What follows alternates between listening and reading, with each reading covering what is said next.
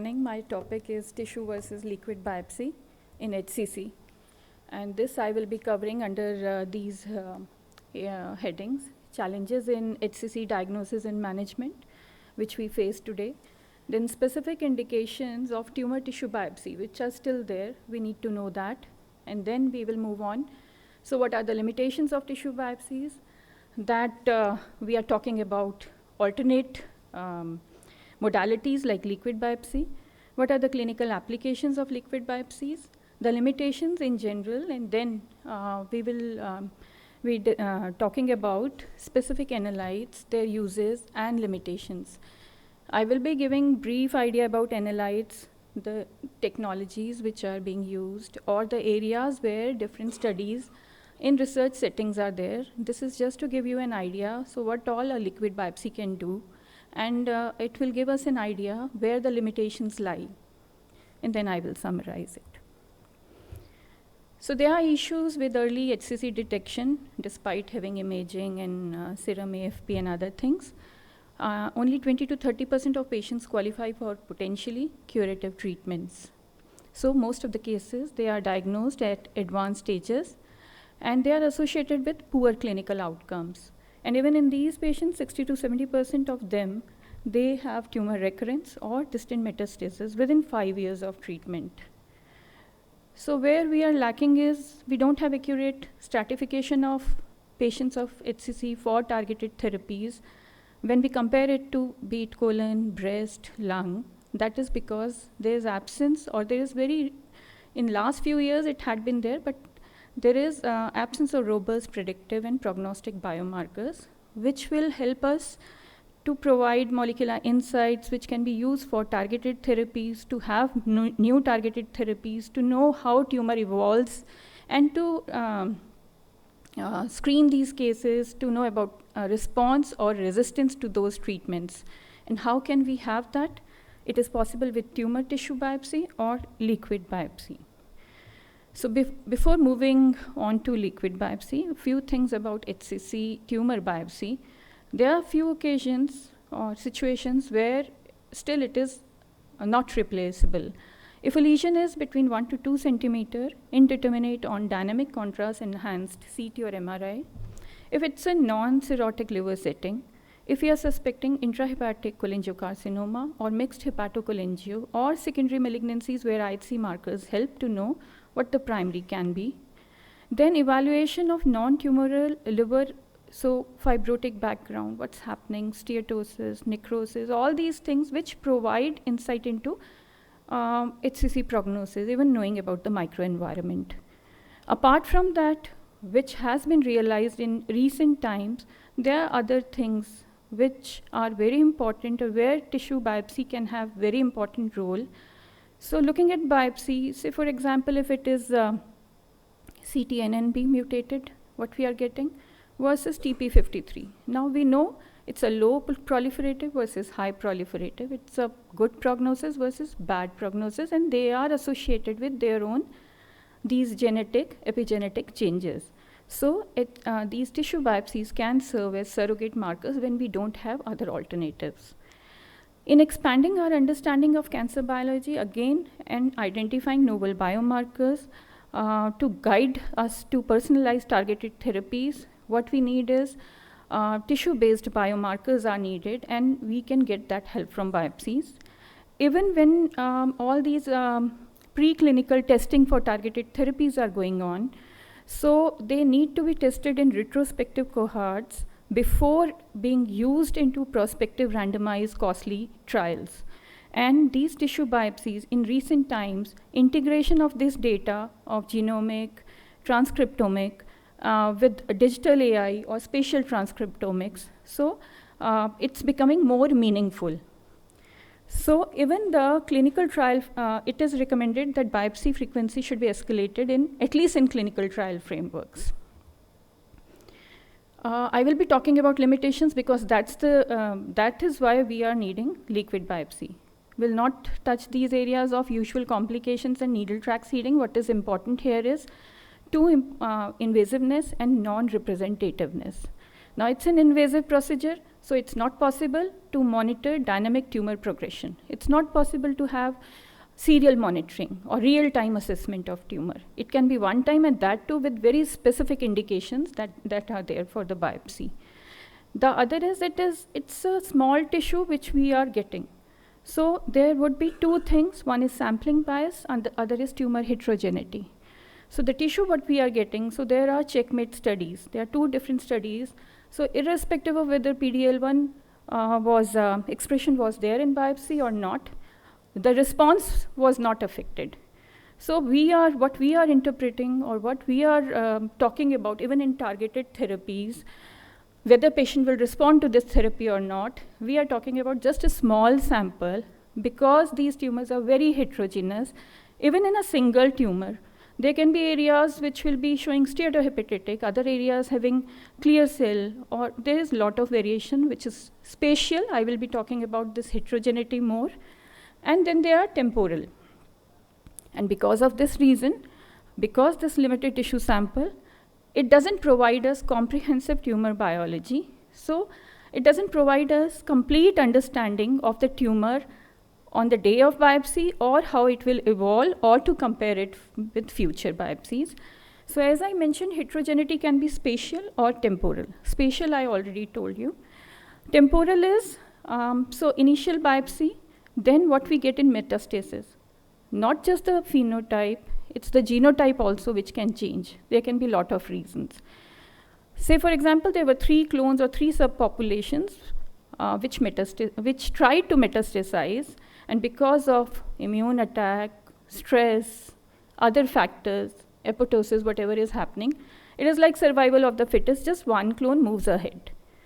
Or it can be when there are therapy-related pressures. Some are smart enough to evade that, and they're moving ahead. So what we are getting in the initial biopsy, it would be entirely changed when we look at the metastatic sites or on follow-up. So to summarize till now, biopsy is usually non-representative of overall tumor profile, and it doesn't provide us, the information is not replicative to the lesions in different locations. And because of invasiveness, it's not suitable for longitudinal monitoring.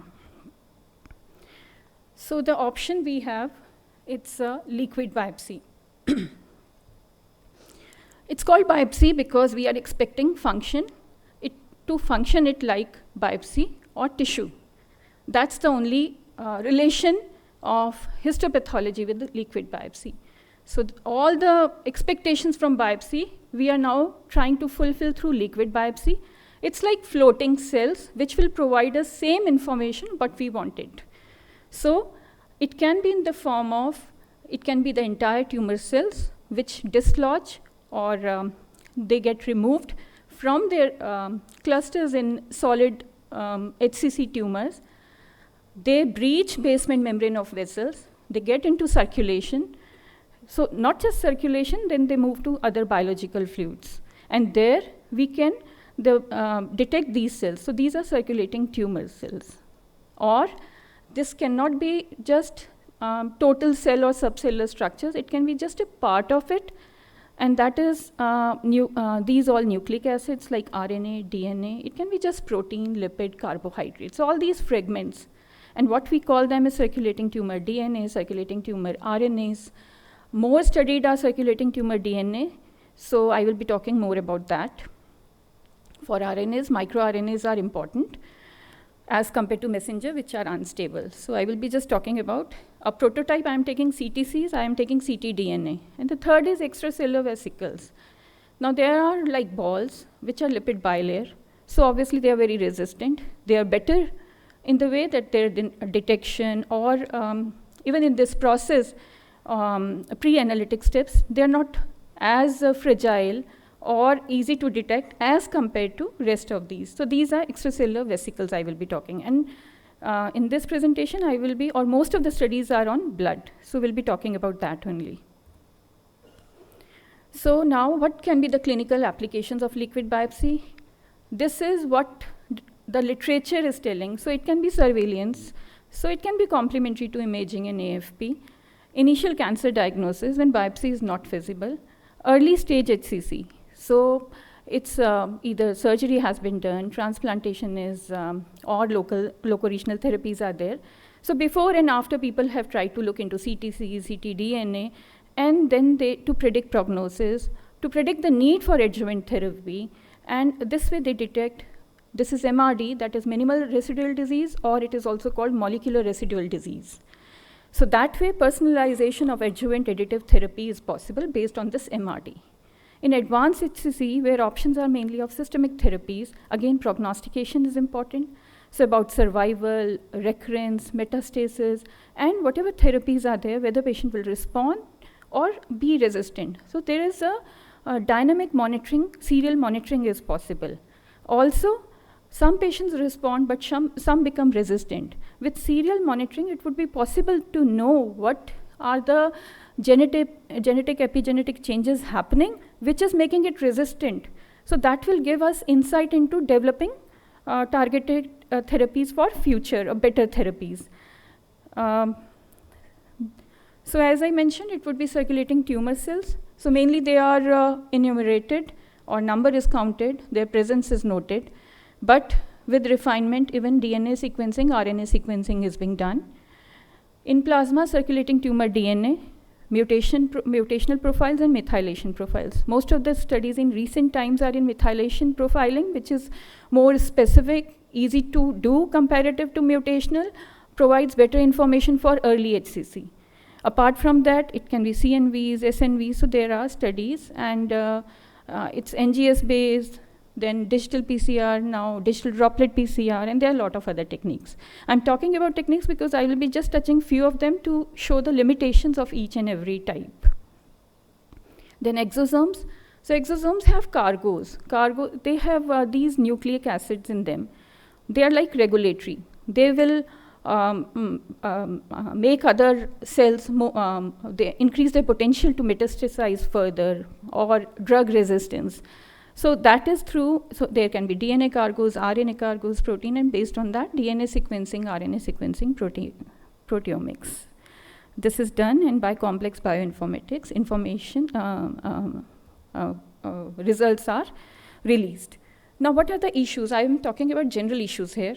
Obviously, there are a lot of pre-analytical steps, from enrichment to preservation, doing detection. So all this, it's very expensive. Sensitivity is low, as I will show you. It's like for CTCs, if I say, so it would be like 1 in 10,000 cell that will survive, which moves there. So, or in 1 ml of blood, you will find just 10 nanogram of ctDNA. The amount is so less, and there's so much background noise, so that sensitivity is affected. Accessibility, most of the labs we are not doing, but even accessibility right now or in future, it would be an issue. Background noise, I mentioned. I will show you different studies where how impurities or overlap with the normal thing. Because what we are talking about is shedding of these cells, shedding of DNA. Now this happens when there is handling, overhandling of these structures. That can happen with surgery, with trauma.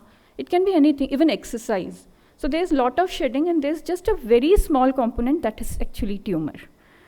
Then lack of specific mutational panels. Everybody is doing their studies and doing different markers for their study, and they're getting good results, but we don't have specific mutational panels right now.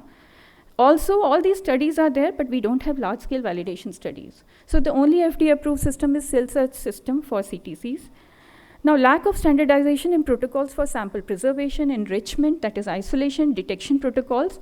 This all complicates clinical interpretations. So results are good in those studies. How to take it to the clinic, that is a problem right now. Then there's a lack of understanding of molecular mechanisms by which liquid biopsy biomarkers are shed.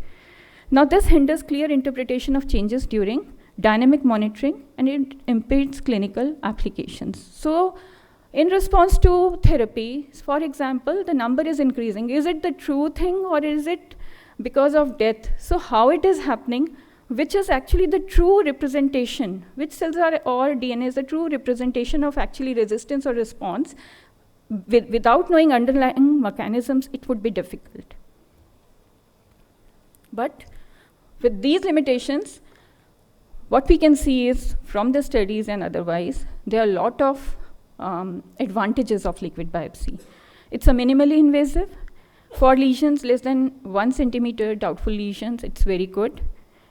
Especially the methylation studies on ctDNA and EVs, exosomes especially. So it facilitates early diagnosis. It can reveal molecular underpinnings of tumor. It's important to have serial monitoring for disease progression. It can predict patient prognosis. It has ability to prevent recurrence because, say, before surgery, if there were CTCs detected, so they can guide us whether adjuvant therapy is needed. If it is negative, some studies have advocated not to, just to monitor those patients. So that way, timely adjuvant therapy or such decisions could be made to prevent recurrence. It guides us to the choice of targeted treatments. We will know expression, we will know genomic epigenetic changes, and to detect minimal residual disease, which is very important for all these, be it prognostication, be it therapeutic response. It's repeatable, offer real-time view. It's a snapshot at that time because they have very short half-life. It's just 1 to 2 hours. So real-time view of tumor evolution, tracing disease progression in response to treatment. It overcomes issue of tumor heterogeneity. It's from blood. It's not from a single tissue site. So what it is giving in that small sample also of the whole tumor bulk, it's giving us that picture. And that we can compare with the metastatic sites later on. Competitive advantage for accurate diagnosis and individualized management. And so this method becomes more useful when traditional biopsies are not possible.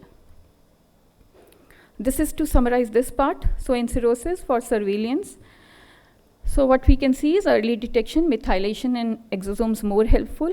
When this is early stage, resection, transplantation or loco-regional therapies, it can guide to if MRD is there, that is minimal residual disease or molecular residual disease, whether adjuvant therapy. This all I have told.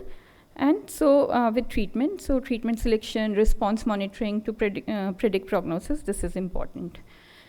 So in these slides, whatever I have put, it is to show what is the limitation, what is the utility, what has been studied right now, but it's all in research setting, clinical research. It's not approved to be used in clinics right now. So circulating tumor cells, so this is a group, this is shedding of these cells here. This is circulating DNA, and these are exosomes. So this way they get shed into or evade into the system. CTCs, that is complete tumor cells. What cell search describes them? These are epithelial cells with intact nucleus. They use cell surface marker APCAM or CK8, 18, 19. The problem here is, these cells, with time, they lose. There is a down regulation of this epithelial marker. Anything epithelial is cohesive group. It has adhesion. And this adhesion has to go. Because then only, and all mesenchymal cells, they lack these adhesion molecules. So this is what is part of epithelial mesenchymal transition. So when cell has to break through and move into circulation or to metastasize, it has to turn from epithelial phenotype to the mesenchymal phenotype. So less than 0.01, that is 1 in 10,000 of CTCs survive, and they lead to metastasis. Short life I mentioned, it's just 1 to 2.4 hours. Most of these CTCs which enter blood, they are also removed. They are eliminated because of shear stress, immune attack, and anoikis. Anoikis is a type of apoptosis or programmed cell death. It occurs when it breaches basement membrane, when it is not attached to basement membrane. So tissue microenvironment is also very important for their nourishment. Then the cell dies. As I mentioned, there are 3 types. So epithelial, mesenchymal, mixed. So it's not just epithelial which is to be checked, it has to be other markers also. Techniques I have mentioned because I will talk about limitations. So there are isolation techniques and identification. Most important methods are fluorescent in situ hybridization, reverse transcriptase, PCR, IF, NGS, So right now it's the microfluidic techniques, NGS, and digital droplet PCR, which are mainly most of the studies are coming with these techniques. What is the main role of CTC? Predicting minimal residual disease, treatment response, and recurrence. Because their number is so low, they're not helpful in early. Here I will just point out few things. So where CTCs have been used in this study with 95% sensitivity for HCC diagnosis. What is looked upon is their presence and number. To predict post-op recurrence, so CTCs are counted before and after, say 1 month after. So to look at and to decide early recurrence, multi-hepatic recurrence, lung metastasis. So they have predictive role here. So I'm talking here about diagnostic and prognostic role of CTCs. Why I have highlighted this? In one study, CTCs more than 16 were important. In the other one, 1, and here we see 2 in 7.5 ml. Now, because of this variation, we don't know which one to use. So it's still in preclinical or in research setting. Mesenchymal CTCs, I mentioned, they are important. Again, for microvascular invasion prediction, whether there is increased risk of metastasis, all these studies have looked into these aspects in relation to HCC. And whether, even surgical techniques have been compared, so whether anterior versus conventional, is there any difference? So because of mobilization and handling, obviously as expected, there's high release of CTCs and poorer outcome with the later one. Similarly, for liver transplant, they have described steps that's to how to minimize CTC dissemination. And they have tried to correlate, other studies have tried to correlate them with other clinico-pathological poor prognostic features. For management and treatment, CTCs are used to assess benefit from adjuvant TACE after surgery. Similarly, for TACE and RFA, to look for response with systemic therapies like TKIs, tyrosine kinase inhibitors, even immunotherapies. And also, so in one study, number of spheroids formed by CTCs based on microfluidic chip technology, it was substantially reduced after treatment with sorafenib or oxaliplatin. So this will give an assessment of whether it's that a tumor is sensitive to this medication or it's resistant. So this type of information we can get through them. Similarly, PD-1, which I have already told, and also phosphorylated kinases. So this particular P-ERK positive, AKT negative, they were most sensitive to sorafenib. So there are different studies which have looked into different aspects from diagnosis, prognosis, response to treatment. This is what I told in different studies. Because cell search had a limitation of AppChem, although later on it has included other mesenchymal markers. There is another one, CAN-PETROL, which includes both epithelial and mesenchymal. So vimentin, twist, trail, slug, all these markers are used. Now, what are the challenges? Because number is less, isolation is difficult as well as so it becomes expensive. It's not ideal for early because of very low number. It's directly proportional to the tumor bulk. So early HCC, not a right indication for CTCs. If this cell search system I have already told, it can detect just 70%. If it is based on AppChem, we will miss it because of EMT. Disadvantages of negative selection. If we don't go for positive, with negative, there would be lost, purity would be low. There will be a lot of other cells which will come along with the CTCs. They could express selected markers, escape detection. So even they can change their profile and they escape detection, and then we will be getting false negative results. So this is their mechanism of evading even therapeutic response or causing metastasis. So they can change their profiles. So difficulty of replicating favorable micro. So once they are done, fixation is done, now you cannot culture these cells. So that's one hurdle right now. Heterogeneity within, so in one lab, in one particular test tube, the cells were taken, the shape got deformed, and the studies have shown that they were not picked up. So there are a lot of pre-analytical factors which become important. And techniques based on physical appearance, not just these CTCs, but even non-malignant blood cells, there would be substantial overlap, which causes problem. With technologies, if microfiltration technologies, they are used, so retention of large is there, but again, small CTCs would be lost. So there, even technique-based, procedure-based limitations are there. Cell-free DNA. So this is circulating double-stranded DNA. It's a small part. It's just 0.1%, or it can go up to more than 90%. That's ctDNA. It again has very short half-life, and it has advantage, disadvantage. Very short half-life, so directly can't be used because tumor bulk is not much. For early diagnosis, not a good test. But when we talk about therapeutic responses, It's happening, what is happening in that 1 to 2 hours, it gives a real-time snapshot of tumor bulk at that time. ctDNA comprises complete tumor genomes, so it overcomes heterogeneity problem. Important are digital PCR, digital droplet PCR, NGS. What is being done is mutational profiling, methylation patterns studied. Methylation studies have become more important now. So it detects minimal residual disease, occult metastasis, monitor treatment efficacy, long-term response. Again, for diagnosis and prognosis, there are studies to detect early stage based on methylation.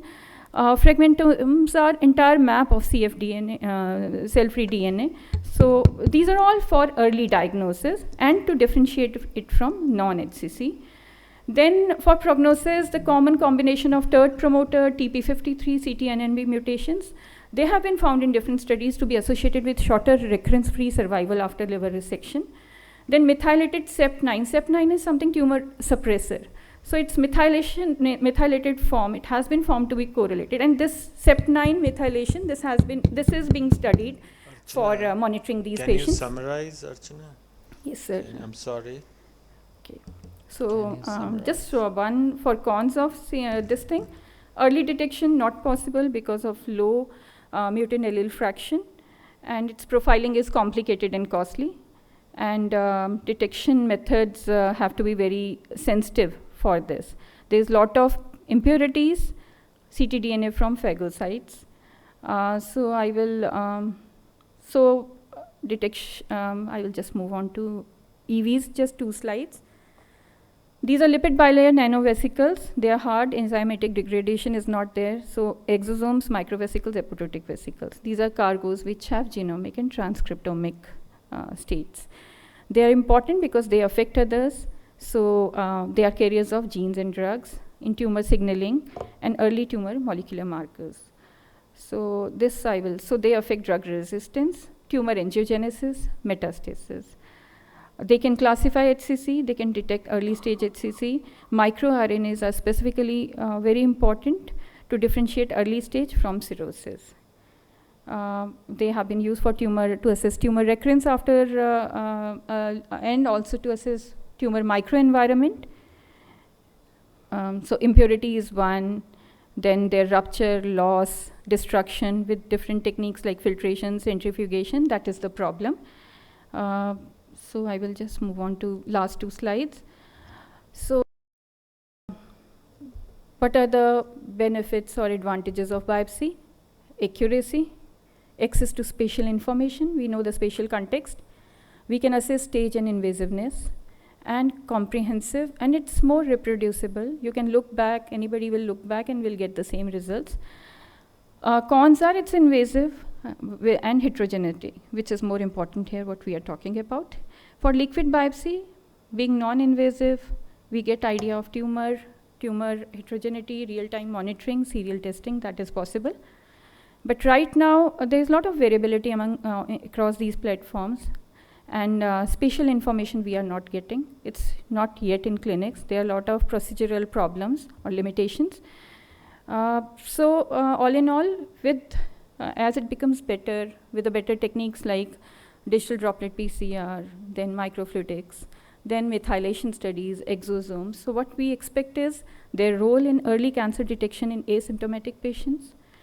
For initial cancer diagnosis, when tissue biopsy is not feasible, be it early stage or advanced cancer.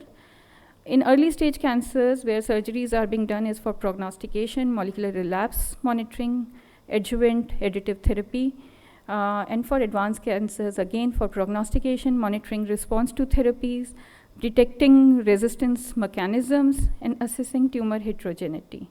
These are just few references from where I have taken images, and there are a lot more references. Thank you. Thank you.